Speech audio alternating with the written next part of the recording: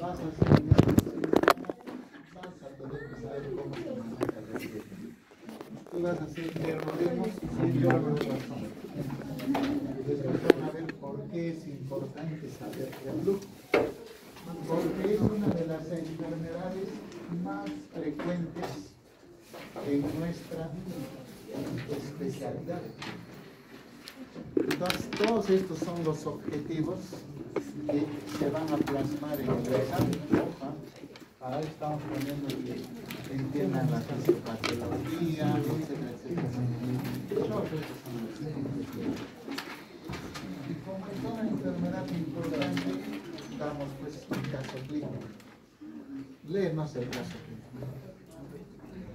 Paciente varón de 49 años que consulta por presentar pirosis hace 5 años, en las mañanas y en las noches, con regurgitación frecuente y dificultad para conciliar el sueño. Ha subido 12 kilos de peso en el último año, no presenta signos y síntomas del asma.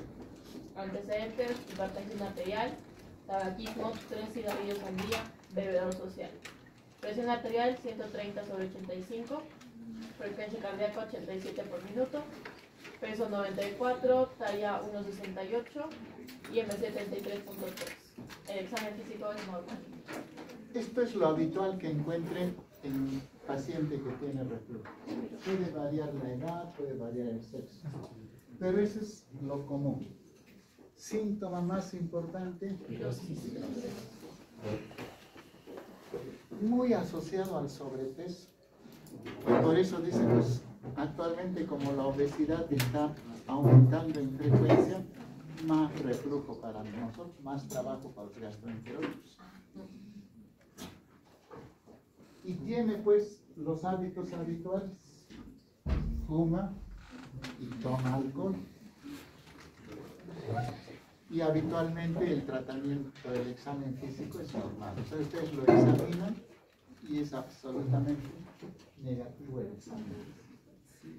Ojo, no significa que no lo van a examinar, porque unos vuestros compañeros, paciente con reflujo, le digo examínalo.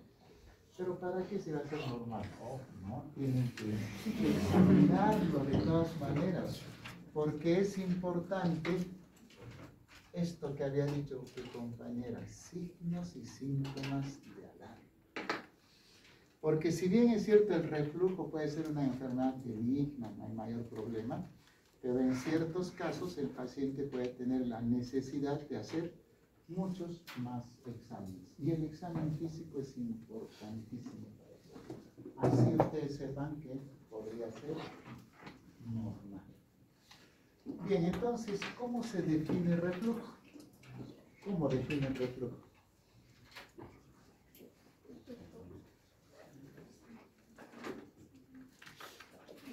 Bueno. Síntomas que resultan del reflujo del contenido gástrico al esófago o más allá, a la cavidad oral, incluyendo la laringe o el pulmón, atracción gastroesofágica incompleta, que provoca alteraciones de la calidad de vida y riesgo de complicaciones. En una palabra, es el retorno del contenido gástrico hacia la parte superior. Ojo, puede comprometer inclusive al pulmón, y van a ver que después van a ver ahí síntomas respiratorios. Pero hay una cosa importante: altera la calidad de vida y hay posibilidad de complicaciones. Esto ha sido consensuado en una reunión de consenso que se llama Montreal. Por eso, según la definición de la reunión de consenso de Montreal, es lo que está visto ahí arriba, más alteración de la calidad de vida y riesgo de complicaciones. Entonces, ¿cómo digo? Por ejemplo, tu compañera tuviera reflujo, tirosis, regurgitación, y no le permite ir a sus clases, ya está alterando su calidad de vida. O en la noche despierta constantemente, no duerme, en la mañana viene ojerosa, ha alterado su calidad de vida. Y lo peor, se puede complicar, ¿con qué? Con cáncer, fíjense, la peor complicación que puede haber. Con el área carcinoma. ¿Y por qué los sabios del consenso de Montreal tienen que poner esto? Alteración de la calidad de vida y posibilidad de complicaciones. Porque sencillamente existe un reflujo fisiológico. Es decir, tu compañera puede tener fisiológico, o sea, el reflujo normal que llamamos. ¿En qué condiciones puedes tener reflujo normal? Ya. Se ha comido una parrillada, le han invitado, le han dicho, parrilla gratis, come todo lo que quieras. Gratis. Después de ello, tipo árabe, eructos, pirosis. Eso es fisiológico. ¿Por qué se dentato? No todas las veces se come esas parrillas. ¿Otra? De corta duración. Ya. Durará un tiempo. Se toma un anisito y para matar el chancho. ¿Qué más? Asintomático o bien tolerable. Ya. ¿Sí? Sí. No ocurre durante el sueño. O sea, no te despiertas en las noches. Ya no vienes ojerosa en las mañanas, no he podido dormir. ¿Por qué? Por el reflujo, dice, pero era por otra cosa. Porque tenía examen de gastroenterología. Eso era. Eso es el reflujo fisiológico. Esa no se conoce como enfermedad de reflujo. ¿Cómo se conoce enfermedad de reflujo? Aparece en cualquier momento. Ya. Tiene larga duración, porque altera la calidad de vida. Que aparece durante el sueño. Y eso es lo importante, nocturno. Entonces, muchas personas se levantan a medianoche y dicen que hago la regurgitación de contenido ácido. Y entonces, como tu compañera, no duerme. Duerme 2 horitas, se despierta. Entonces, toma un poquito de líquido, a dormir. Otra vez en 2 horas, alteró su calidad. Entonces, acá está, bueno, no es tu foto, ¿no?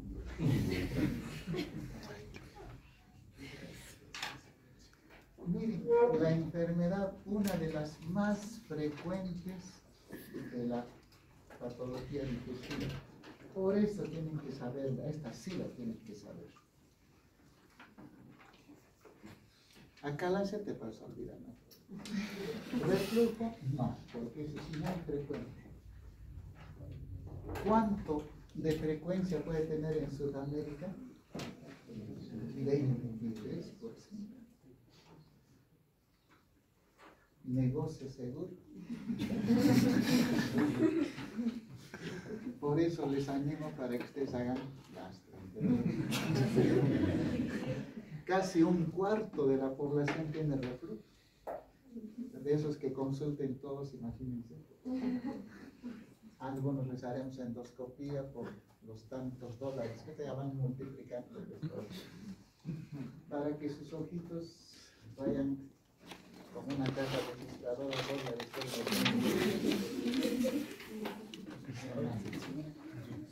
frecuente, sobre todo en mayores de 45 años, donde crece la incidencia. Pueden tener cualquier grupo poblacional, pero más de 45 años hemos visto más frecuentemente.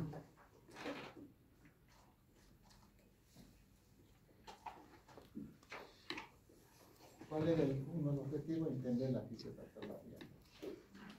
Y para entender la fisiopatología, ¿qué debo entender?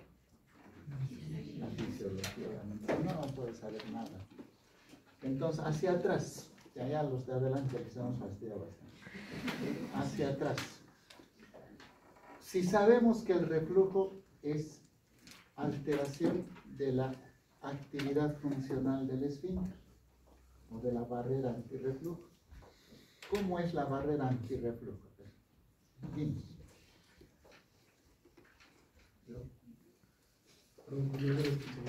¿Cómo es la barrera antirreflujo? ¿Cómo es tu barrera antirreflujo? Descríbete a ti mismo.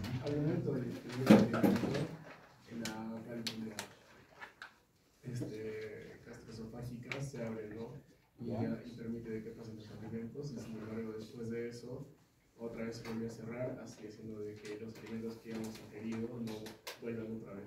Ya. Estamos hablando de esto, ¿no? ¿Qué más? O sea, ¿cuáles son los otros mecanismos que Descríbenos la diapositiva nomás.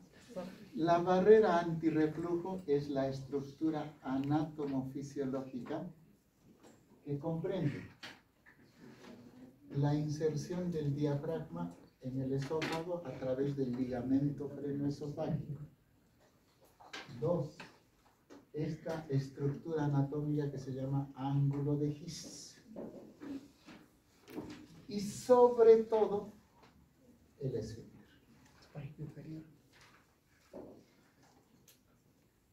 Las tres condiciones las conocemos como barrera antirreflujo. Si nosotros tenemos funcionando normal esta barrera antirreflujo, te vamos a hacer parar de cabeza y no vas a tener reflujo. Probamos. La hacemos parar de cabeza y un poco el contenido gástrico se va a activar. Se nos va a atorar, va a ser una apnea y complicación fatal. Mejor no. Entonces, eso es en esencia lo que permite que nosotros no tengamos reflujo. Salvo en condiciones de la tremenda parrillada que se haya comido, bueno, esas ya son condiciones excepcionales. Entonces, cuando una persona tiene reflujo, significa que falla esta zona. Y de las tres, ¿cuál es la más importante? Entonces, conozcamos algo más sobre el esfínter. Repaso rápido de anatomía, fisiología digestiva. Léenos esa diapositiva. El esfínter esofágico inferior es de 2 a 4 centímetros de longitud. Del esófago distal es de músculo liso circular, tónicamente contraído, situado en el hiato diafragmático y genera una presión de reposo mayor que la presión interior. Esa es la parte más importante. Tiene una presión basal mayor que la de las zonas vecinas. La pregunta es, ¿cuánto es esa presión? Ni idea. Dice. Yo voy a ser oftalmólogo, ¿no? Pero se pregunta, ¿cuánto es la presión intraocular?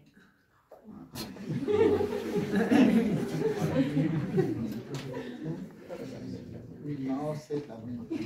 Pero eso ya lo deberían saber, han hecho su fisiología en los sentidos.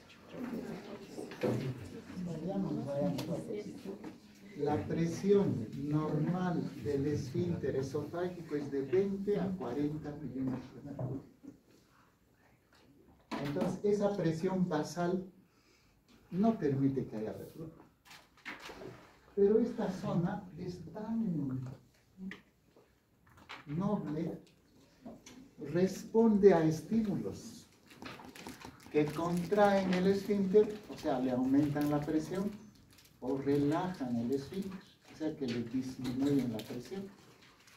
Y nos interesaría qué hormonas disminuyen la presión. Estrógenos, progesterona, glucagón, somatostatina y CCT. Una importante, las hormonas estrogénicas y progesterona. ¿En qué circunstancia de la vida aumentan estas hormonas? En la gestación. Y entonces ustedes, a las gestantes, cuando les dicen, tengo acidez, siento que me regresa el contenido, la saliva es muy abundante, ya se está el reflujo. Y ya se estarán dando cuenta por qué. Porque estas hormonas, al disminuir el tono del esfínter, predisponen al reflujo. Entonces, ahí podemos encontrar un factor predisponente, la gestación, pero la explicación es fármacos. Léenos los fármacos.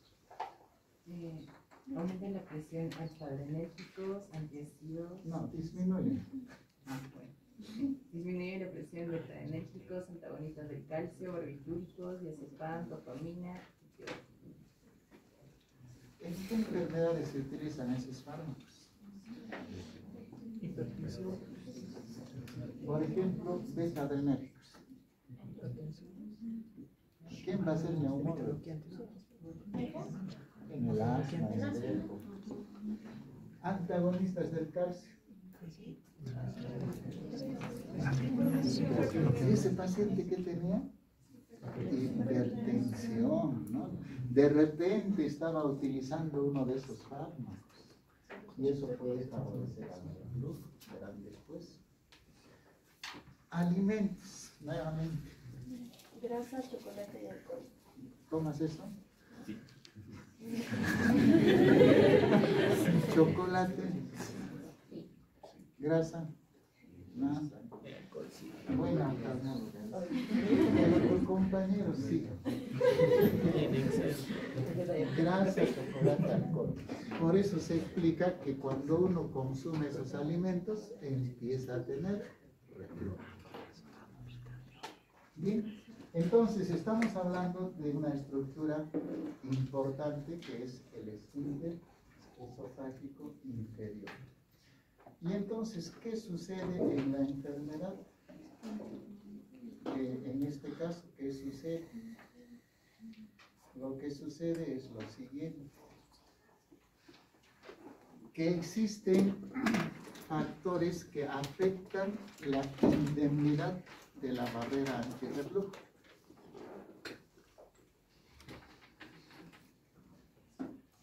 Y hay una condición que se llama esfínter esofágico inferior hipotenso. Menos de 10 milímetros de mercurio. ¿Esperarán reflujo patológico en esos pacientes?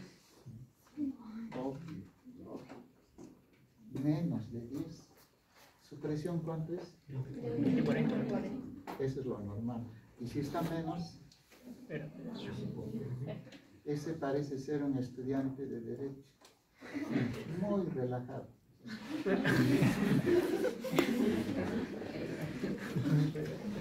Entonces, dos condiciones que pueden inducir al reflujo. Uno, esfínter esofágico inferior hipotenso, menos de qué nota? De 10. Eso es lo que se van a sacar en el examen. Y la otra condición es relajación transitoria anormal. Se relaja cuando no debe. ¿En qué momento se debe relajar el esfínter?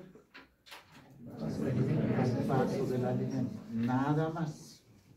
Pero cuando se relaja no relacionado al alimento, es relajación transitoria anormal. Dos condiciones que afectan el esfínter y que explican la presencia de la enfermedad cardíaca. Ahí están teniendo hipotonía basal y relajación transitoria. Pero también se puede alterar esa estructura anatómica. Les decía, el ligamento freno esofágico, el ángulo de Kiss, por ejemplo. Y en esa condición suele suceder lo que llamamos hernia normal y anormal. ¿Se puede producir reflujo? Sí. Dos factores entonces que inciden en la presencia de reflujo. Uno, disfunción del esfínter con las dos condiciones que les había dicho.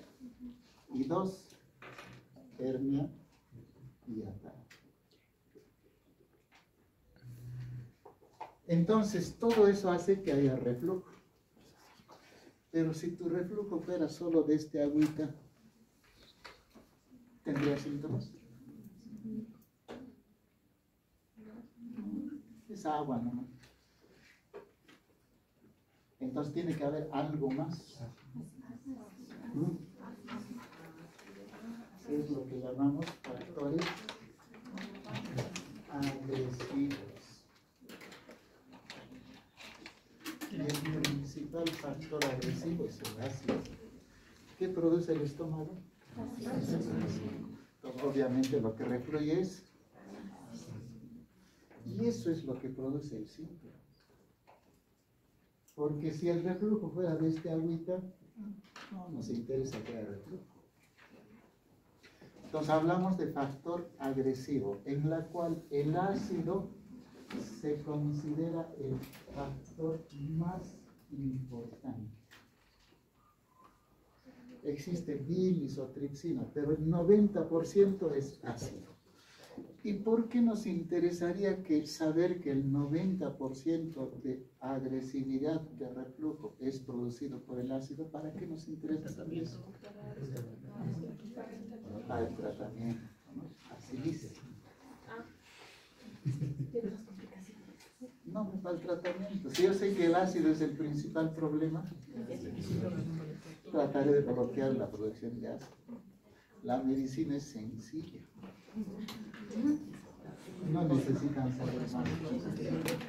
Y vamos a llegar a nuestro medicamento favorito.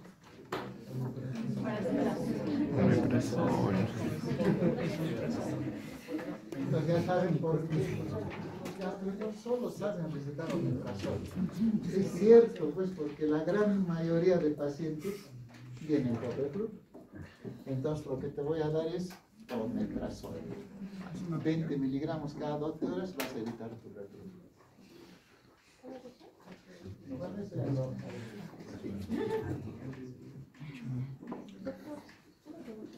Pero si es que regurgitas los líquidos, ¿no sería también un signo de alarma de repente? Porque... Ahí vamos a ver, hasta ahorita estábamos diciendo la fisiopatología, pero vamos a ver, hay algunas otras cositas más que tienen que decir. Bien, factores agravantes de reflujo, el embarazo. Ya saben por qué. Obesidad o el sobrepeso. Alcohol. Ya tu compañero lo sabe muy bien por qué. Alimentos. Ya lo sabes por qué. Relajan el esfínter. Fármacos. Relajan el esfínter. Entonces, todo eso es importante saber porque hay factores agravantes.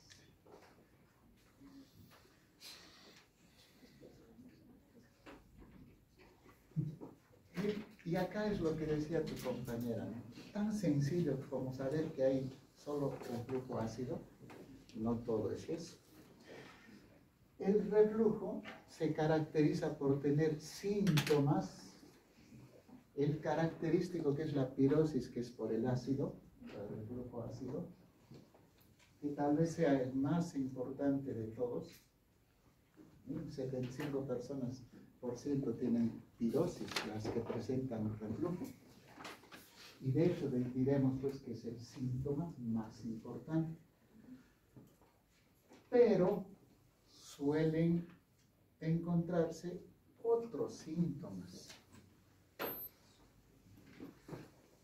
Los llamamos atípicos, pero que tienen que ver con el reflujo del material, alimentos, por ejemplo, no necesariamente ácido. Y eso explicaría las manifestaciones respiratorias, tos crónica. Entonces, partículas alimentarias refluidas pueden pasar a la vía respiratoria y producir tos. El tipo de material, a veces bilis o el mismo ácido, puede producir dolor torácico, muy parecido al infarto. O manifestaciones otorrino, puedes tener chels otorrina, vas a tener que saber. La garganta duele. Disfonía, dice, debe cantar todas las noches. No, reflujo. ¿Por qué? Porque el líquido refluido afecta a las cuerdas vocales. Y entonces, pues, hemos visto ya pacientes, doctor, iba 50 otorrinos. me han dado antibióticos, dice que tengo tal cosa. Por si acaso te dan su omeprazol. A los 2 días, doctor, ya no tengo nada de eso. ¿Cuál era la respuesta? Por eso los otorrinos ahora saben evitar omeprazol también. Ya lo saben esto. O los dentistas, caries por el ácido. Y esto es lo que nos confunde muchas veces porque el 25% de las personas vienen con síntomas atípicos. Entonces se van al otorrino, se van al odontólogo, se van al cardio o al neumólogo.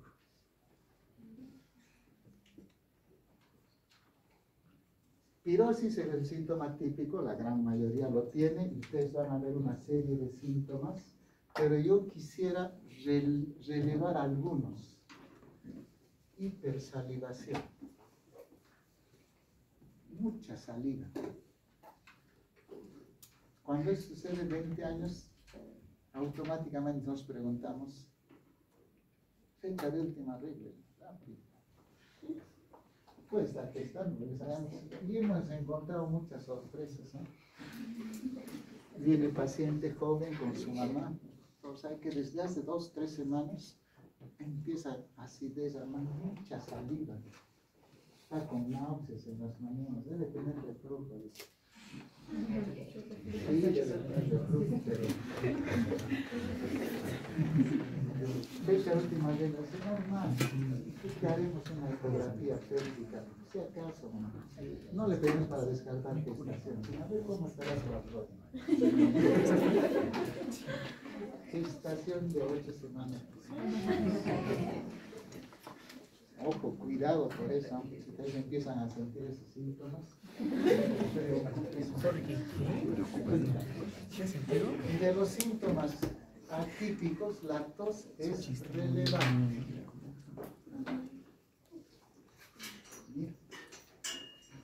Muy frecuente tos. Y entonces me veo en la obligación a diferenciar tos de reflujo versus tos de otras enfermedades respiratorias. ¿Cómo lo diferenciaría?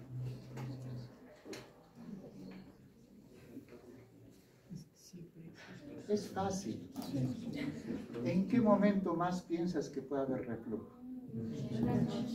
No. Si el paciente se acuesta, empieza a toser. O sin necesidad de eso, ¿no? Hace su siestita, después de hacer su almuerzo, ¿sabe qué voy a hacer mi siesta? Se echa, empieza a toser. El decúbito es una situación relacionada al reflujo nocturno y al decúbito. Y eso es suficiente. A veces preguntamos, o sea, ¿en qué momento se te presenta la tos? En las noches, ya no puedo dormir. ¿Qué pensáis? Reflujo. La medicina es fácil, no es difícil.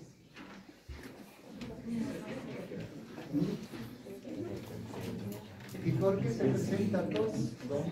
Eso es para diferenciarnos de los chamanes, ¿no?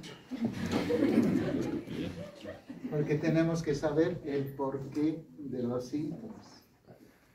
2 condiciones. 1, microaspiración de alimentos hacia la vía respiratoria. Es por lógica, ¿no? No hay que pensar mucho. Pero también hay un reflejo estimulado por vía vagal por receptores en el esófago que responden al ácido. Y se ubica lo que llamamos un reflejo esófago bronquial. Y se produce tos por esa razón. Y entonces el reflujo tiene pues esa característica. Entonces, cuando hablamos de reflujo decimos, uy, qué fácil, pirosis, regurgitación, salivación, papayita.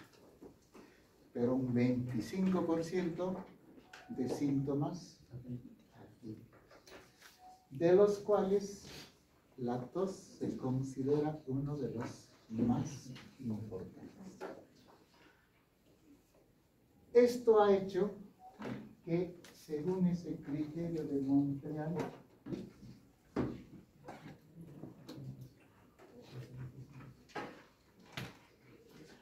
dividamos al reflujo en dos condiciones. ¿Cuáles serían? Síntomas esofágicos y síntomas extraesofágicos. Es fácil, ¿no? Por lógica. Entonces han reunido un conjunto de expertos en reflujo. Clasificaremos al reflujo en dos tipos. Los que tienen solo síntomas esofágicos, los pondremos acá. Y los que tienen síntomas atípicos, además, o solo síntomas atípicos, los pondremos en este otro grupo. Entonces, cuando les pregunto, ¿cómo clasificas el reflujo? En dos grupos. Síntomas o síndromes esofágicos o síntomas o síndromes extras. Y ya sabes por qué. Sencillo. Pero lo complicaremos un poquito más. Los esofágicos pueden tener a su vez dos situaciones. Si la mucosa del esófago está dañada, se conoce como sintomáticos. O sea, hay esofagitis, por ejemplo. Esa es la que se puede complicar. Y la otra, sin injuria. Una es con injuria y otra sin injuria. La que es sin injuria no se complica. Es la de más difícil manejo para nosotros. Seguro te hacemos una endoscopía, tienes reflujo, esófago normal. Entonces tendrías esa variante, ¿no? Y las otras ya les he dicho las asociaciones. Bien, hasta acá alguna pregunta, sé que estarán cansaditos. Hemos tratado de mantenerlos despiertos lo más posible.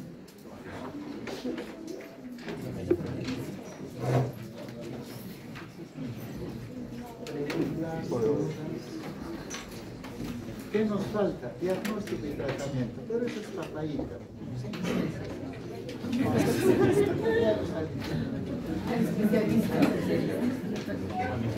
Pero vamos a ver un detallito, pues, ustedes van a tratar a la mayoría, solamente nos van a mandar un vídeo de sus pacientes.